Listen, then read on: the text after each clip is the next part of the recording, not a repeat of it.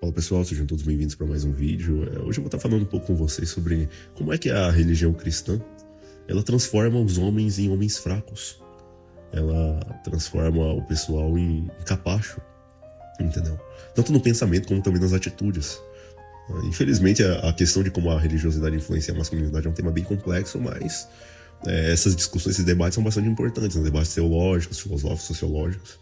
E aí tu tem então uma percepção onde o cristianismo moderno ele suaviza as características masculinas e geralmente coloca outros marcos aí como pilares comportamentais básicos, que vão estar contra, obviamente, a palavra de Deus e, obviamente, gerar uma série de distorções. Então, a igreja, ela, ao invés de se amoldar às características de Cristo, ela se amolda conforme a cultura vigente, entendeu?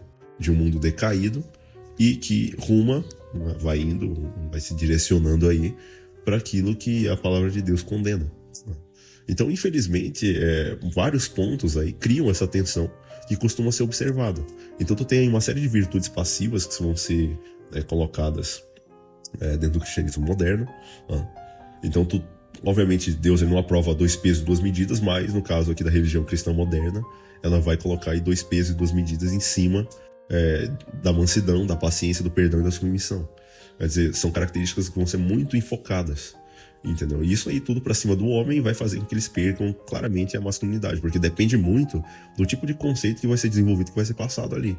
Então, muitas tradições religiosas, especialmente o cristianismo moderno, eles priorizam esse tipo de virtude, entendeu? E aí é que tu tem simplesmente esse contraste envolvendo então o arquétipo clássico da masculinidade, que está ligado à assertividade, agressividade canalizada e autonomia, e a religião muitas vezes pedindo que o homem então ali virar outra face, se submeter à sua vontade, à autoridade divina, ou à autoridade eclesiástica, né? Vou colocar aqui entre aspas, porque é a autoridade religiosa, humana, que vai ter autoridade. E o resultado cria um conflito interno, um impulso natural então da pessoa simplesmente de buscar defesa, vai ser visto então encarado como um pecado.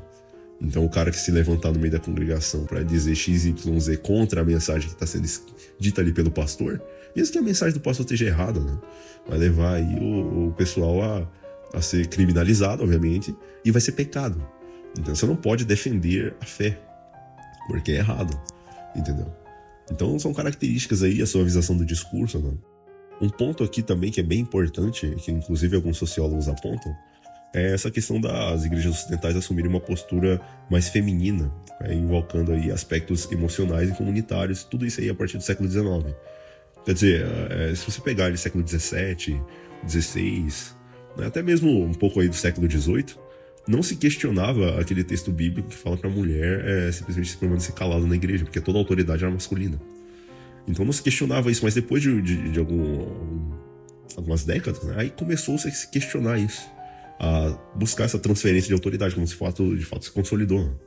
Então assim, tanto na linguagem e na estética, né, elas vão ter esse discurso que passa a focalizar então no sentir, o acolhimento, a vulnerabilidade, entendeu? E muita gente, muitos homens ali dentro não vão se sentir representados e vão ver claramente ali a sua autoridade sendo tirada e o que fica, o que sobra, né?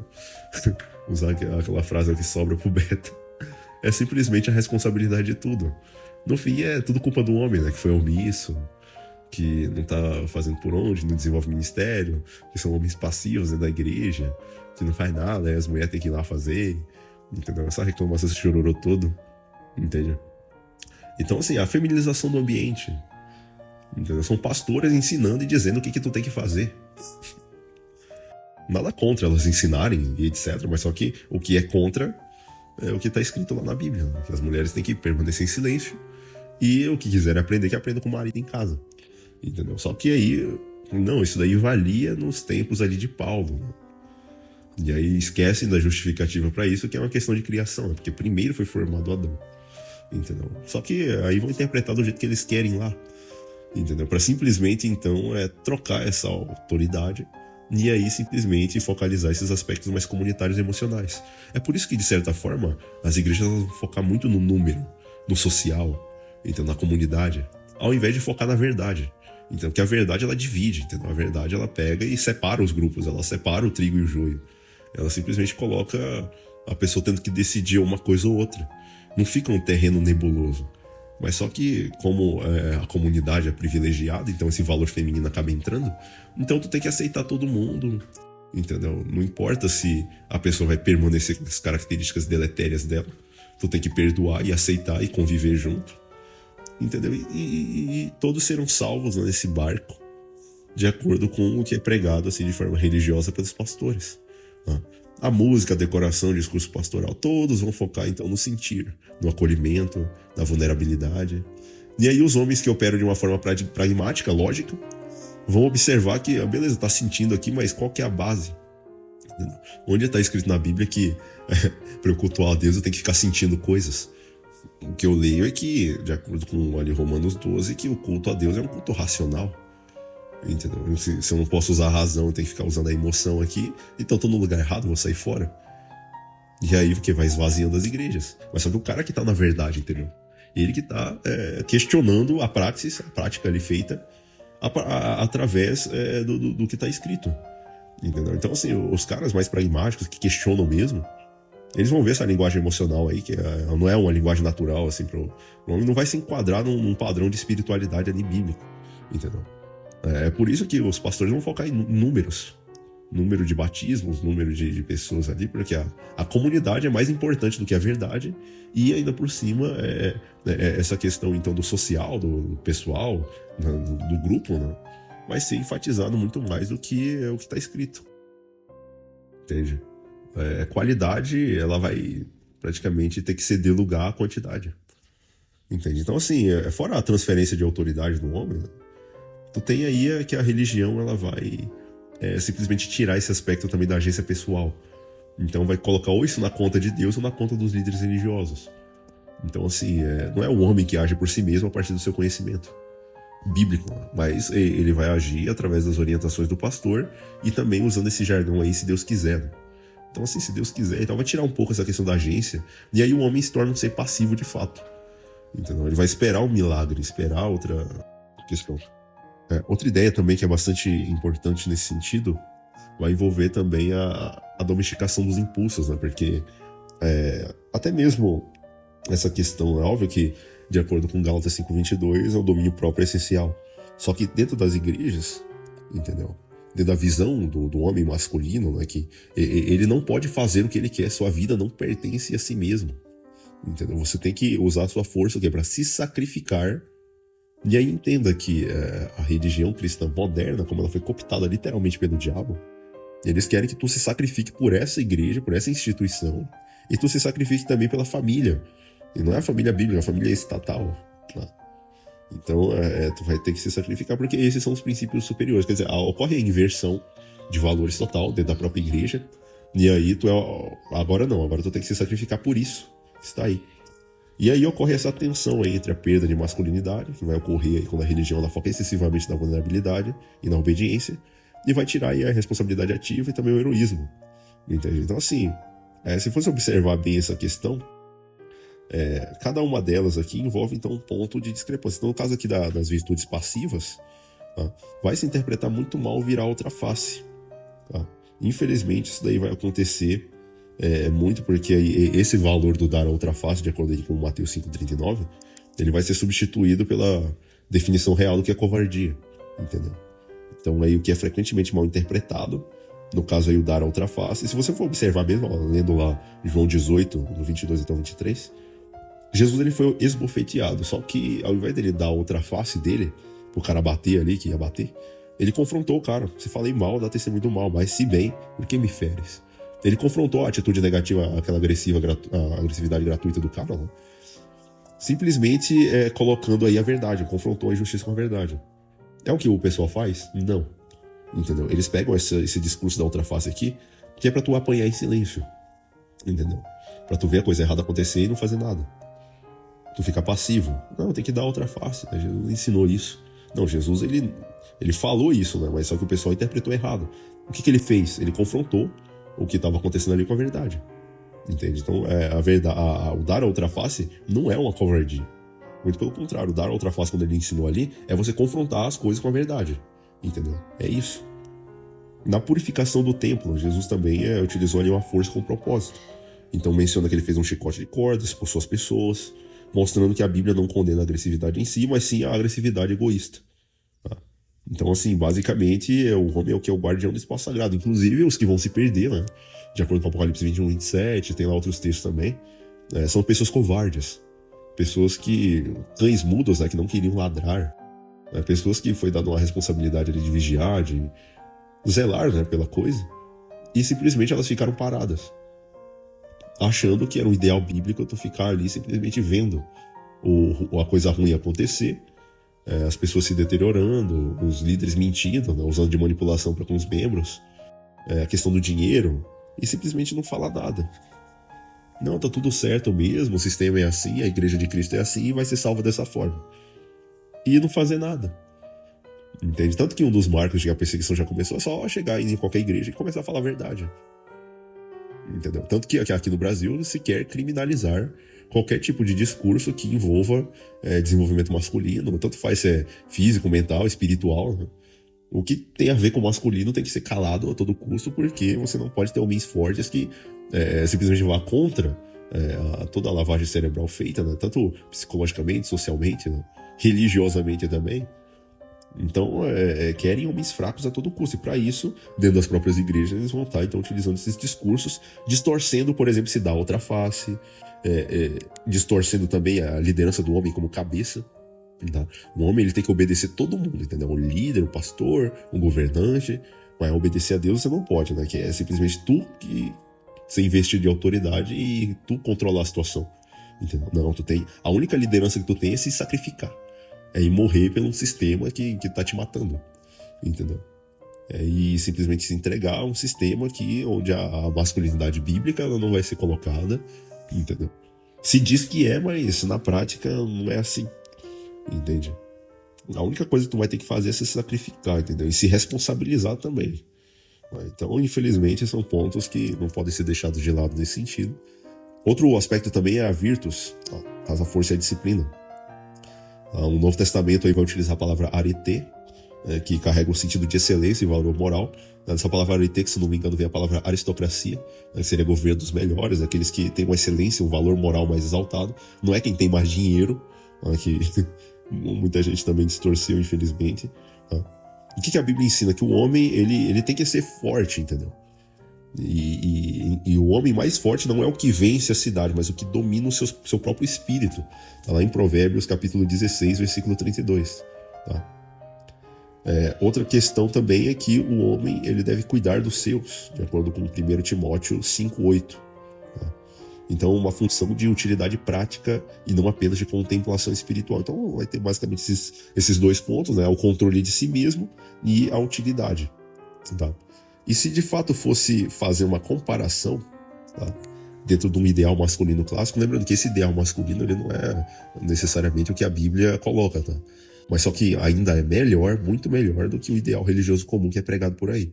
Então vamos começar por características. Dentro do ideal masculino clássico, a masculinidade natural clássica, né? Em relação à atitude perante o conflito, se propõe aqui o confronto e a resolução. Então, ela combate o bom combate, da pessoa pegar e, diante de um conflito, ela procura resolver, procura o confronto primeiro, depois resolve. Entendeu? Simplesmente encarar a coisa. Não ser passivo o suficiente, mas simplesmente chegar e resolver. Dentro de um ideal tradicional religioso atual, tu tem que perdoar e tolerar. Quer dizer, o cara vê a coisa errada acontecendo na igreja, só que ele não vai falar. Com medo de desagradar os outros. Com medo de ser expulso. Com medo de simplesmente acabar sofrendo algum problema, com retaliação ali. E ainda por cima, se fizerem sacanagem com ele, vai ter que perdoar também. Entendeu? Não, porque é 70 vezes 7 e tal. Aí tem toda uma distorção que fizeram disso daí. Tá? Tu tem que perdoar de forma incondicional. Sendo que o próprio Deus não perdoa de forma incondicional. Entendeu? Tá escrito na Bíblia claramente ali que aquele que encobre as transgressões jamais prosperará. Mas o que confessa e deixa, alcança a misericórdia.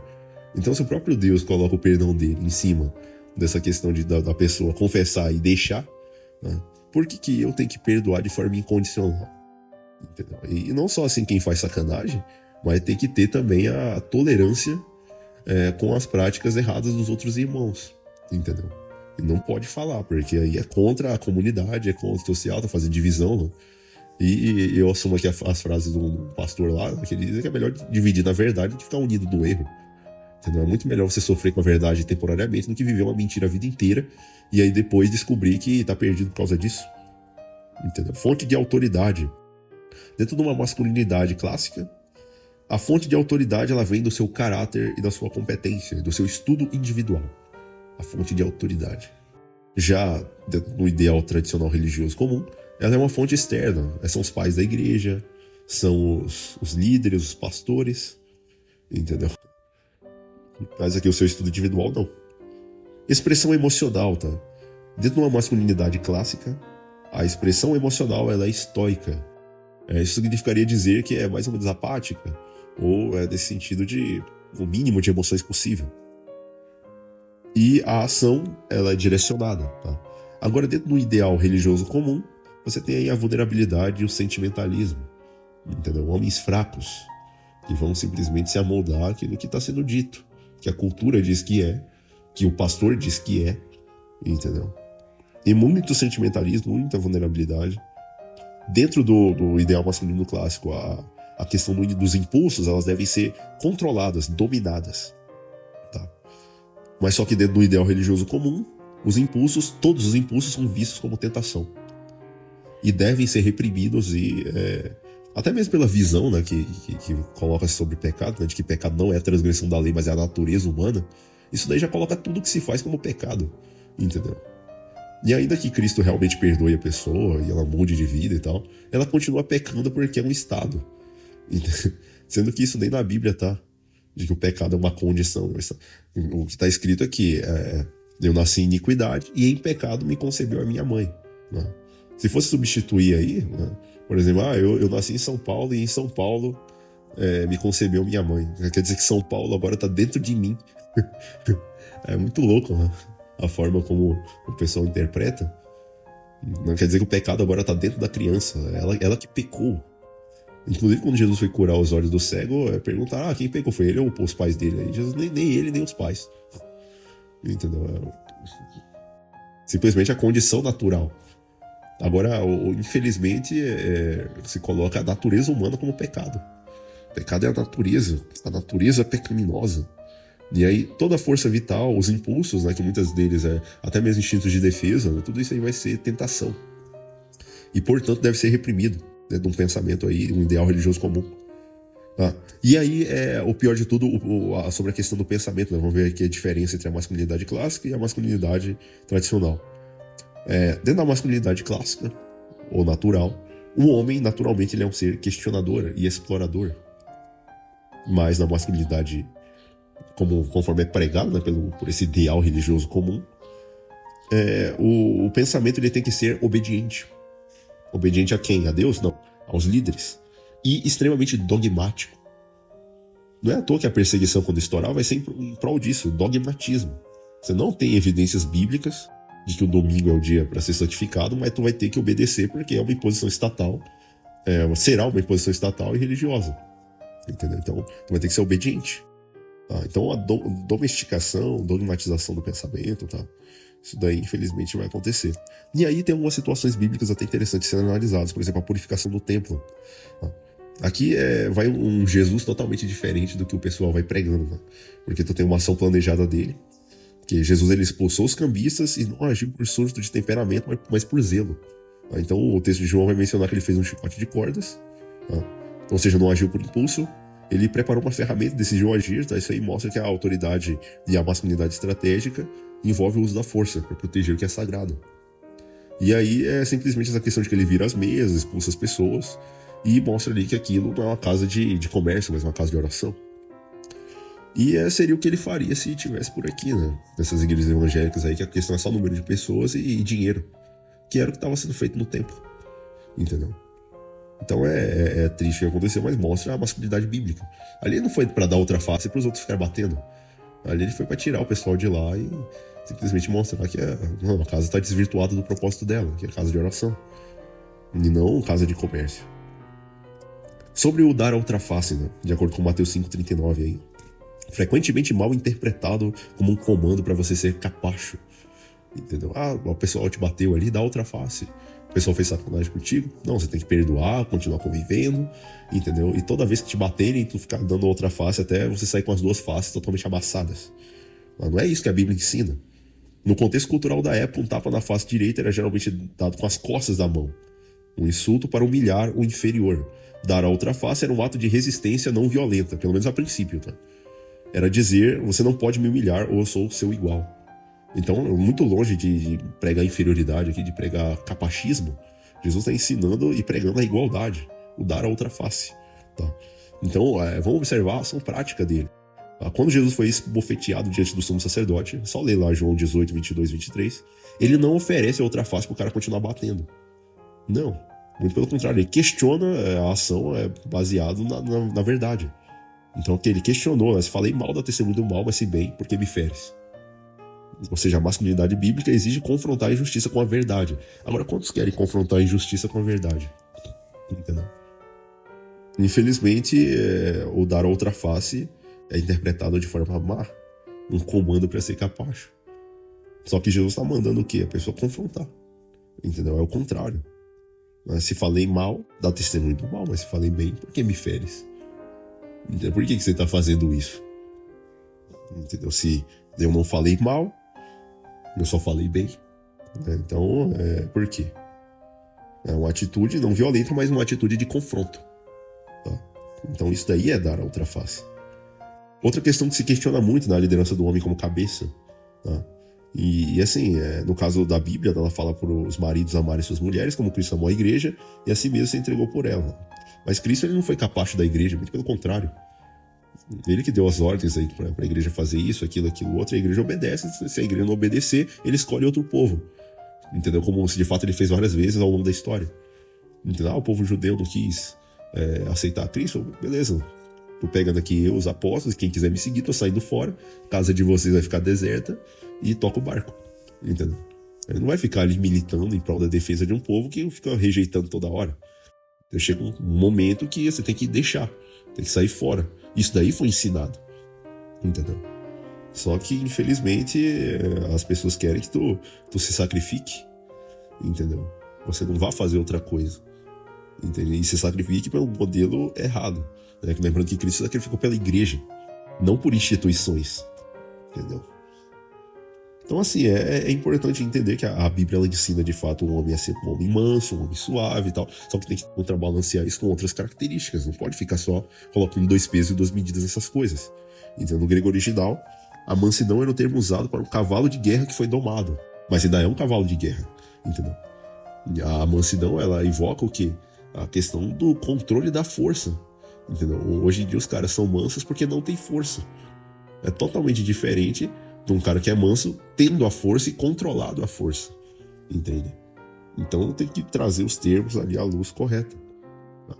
Então assim, no caso aí do cavalo de guerra lá, que foi domado, ele ainda tem toda a força, toda a agressividade, todo o poder, mas sua força está sob controle. Entendeu? E controle do seu cavaleiro. O homem menos masculino é o que perdeu a força, ou não tem força, ou é incentivado a não desenvolver isso.